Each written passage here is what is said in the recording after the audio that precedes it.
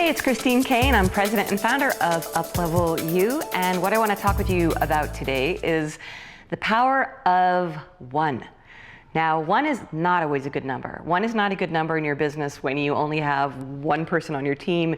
It's not a great number when you're trying to move furniture. There's a lot of ways that one is actually not a great number when you're in business.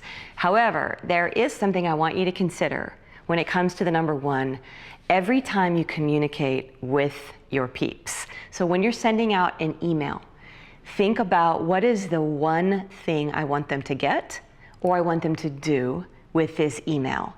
When they come to your Facebook page, what is the one thing I want them to do? Now see, a lot of us, we live in this place of lack and we don't even realize it. And what happens when we're in that place of lack all the time is that we're always sort of grabbing and oh my God, and they've got to know this and they've got to know this, and when they come to my website, they should know I do this and they should know I do this.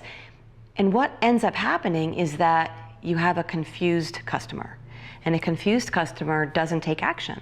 A confused customer doesn't do anything because they don't know what to do, and everyone's a click away. If they're at all confused, they're just like, I got other places to go. I got other sites I can visit. Someone else is not going to confuse me.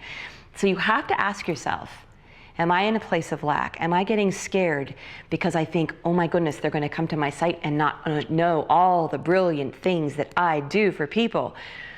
All you have to ask yourself is, what is the one thing I want them to do when they come to my site? What is the one thing I want my customer or client or prospect, whatever you call it, to do when they read my email? What is the one next step?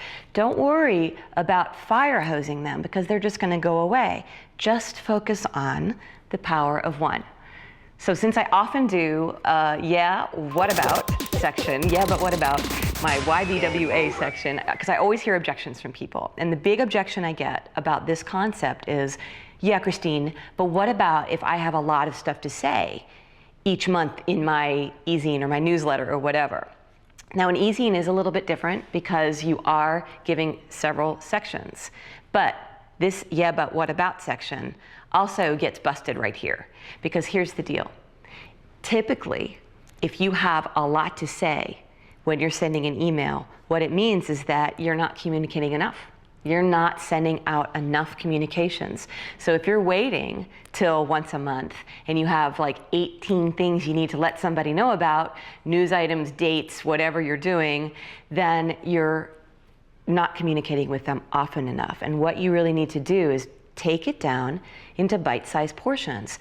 Make it once a week. Make it more often in little chunks, and most likely your peeps are going to consume it a lot easier, and they're going to be happy, and they're going to love you so much more for making their lives less confusing and serving them at a higher level. Thanks for being here. See you later.